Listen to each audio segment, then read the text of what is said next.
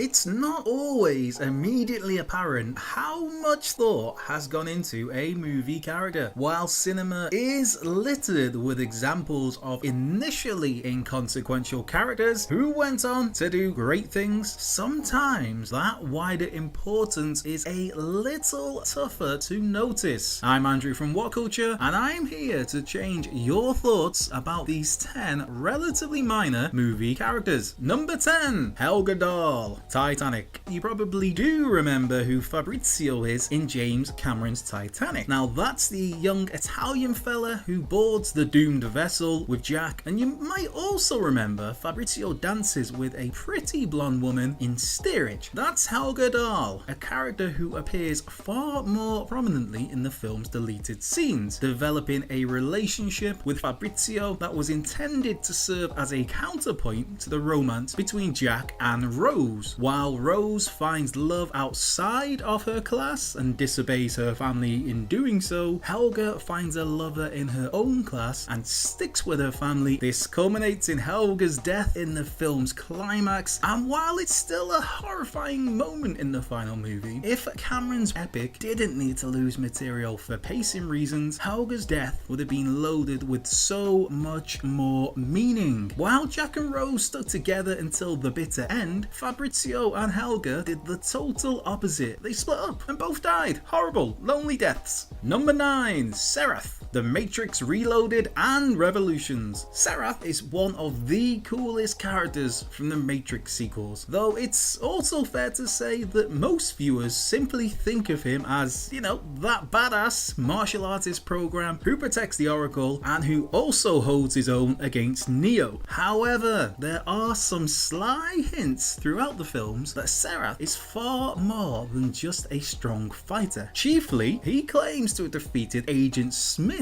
in the past, which, in conjunction with Morpheus telling Neo in the first movie that everyone who stood their ground against an agent has died, that suggests Seraph's more than just your average entity. In Revolutions, Serath is also referred to as Wingless by several characters and called Judas. While that's everything the movie gives you about Seraph's mysterious past, the Wachowskis directed MMORPG The Matrix Online delve deeper into Seraph's backstory, speculating that he was an agent in the very first version of The Matrix. Number 8, Tracker Peg, Django Unchained. You might remember that Quentin Tarantino's regular stuntwoman collaborator Zoe Bell had a small role in Django Unchained. There, she played a Candyland tracker, Peg, who wears a red bandana over her face. Tarantino lingers on Bell's face for just long enough that it feels like she's about to become a significant player in the movie. But mere moments after she's seen looking at a photo, Django bursts in the door and guns her and the other trackers down dead. Bell was asked about her character on the movie's press tour, and she confirmed that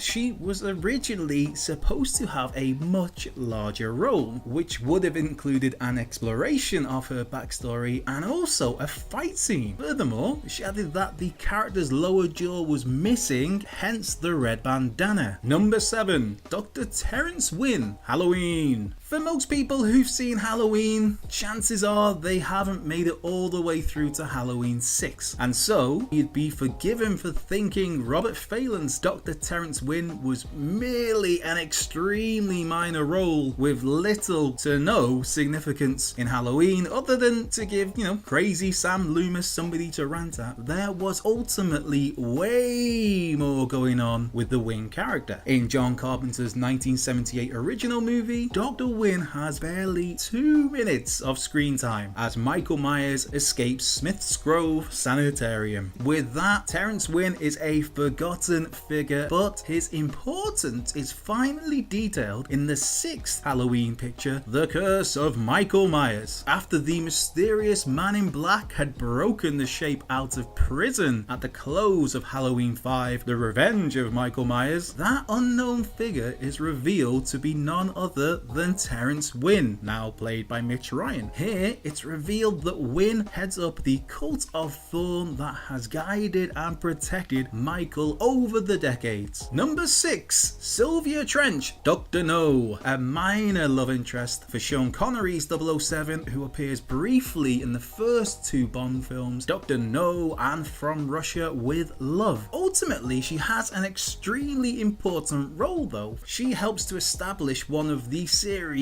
most iconic mainstays because she's directly responsible for Bond's now customary signature introduction, Bond, James Bond. Upon meeting her, Bond asks Sylvia her name and she replies, Trench, Sylvia Trench. But when she asks the same, he somewhat mockingly retorts in the same fashion, in a manner that immediately became Bond's indelible catchphrase. It's easy to forget that James Bond didn't just invent that colourful delivery all by himself, but was inspired by Sylvia Trench, who had an everlasting impact that still endures over 50 years later. Number 5, the Clock Tower Lady, Back to the Future. Back to the Future is an unforgettable movie for many reasons, but no matter how many times you've seen it, it's incredibly easy to take for granted a character without whom Marty McFly would have been trapped in the past. Mere minutes into the movie, Marty and Jennifer are accosted by a woman asking them to donate towards the cause to prevent the damaged clock tower, which was struck by lightning, from being restored. In order to make her go away as fast as possible, McFly quickly hands the lady some cash. Before she leaves, she gives Marty a flyer which he pays zero attention to. Yet later in the movie, this flyer becomes vital to Marty. The flyer, you see, it has the exact date and time of the lightning strike which Marty needs in order to facilitate the DeLorean traveling back through time to his present. In this respect, the Clock Tower Lady is one of the film's most vital characters. Without her pestering, Marty McFly would have ended up forced to naturally live out 3 decades of time in order to return to 1985, which would have been a major bummer. Number 4, Shelly Franklin, Friday the 13th Part 3. On the face of it, poor Shelly Franklin is just another unfortunate lamb to the Jason Voorhees slaughter. In Friday the 13th Part 3, Shelly is a chubby prankster who ends up with his throat cut by the hulking horror icon. But Shelly contributes something major to Jason's core mythology. You see, Shelly was the original owner of the hockey mask, which Jason would later steal from him and make his own. The grand irony here, of course, is that while Shelly desperately wanted to be something more than a nobody, he ultimately gained notoriety in death by providing Jason with surely the most distinctive aspect of his famous attire. So well done, Shelly, you did it. Number 3, Dr. Milton Isaac's Independence Day. Essentially a glorified extra, John Story's Dr. Milton Isaacs isn't even particularly acknowledged in Independence Day. One person who does have a major part to play is Brent Spiner. As Area 51 scientist Rakesh Okun, Spiner's character is compromised by an alien. After performing an autopsy on the otherworldly creature, or attempting to, things go awry when said alien wakes up and takes control of Okun's mind. From there, poor Rakesh ends up in a coma. Fast forward a bit, and by the time Independence Day Resurgence rolled around, Okun finally wakes up from his coma and finds he has a unique psychic connection to alien life. What we, the audience, only find out towards the very end of Resurgence though, is that Okun had been watched over for those 20 years by his partner, Dr. Milton Isaacs, who unfortunately ends up dying by the time Resurgence ends. Number 2, Ho Yensen, Iron Man.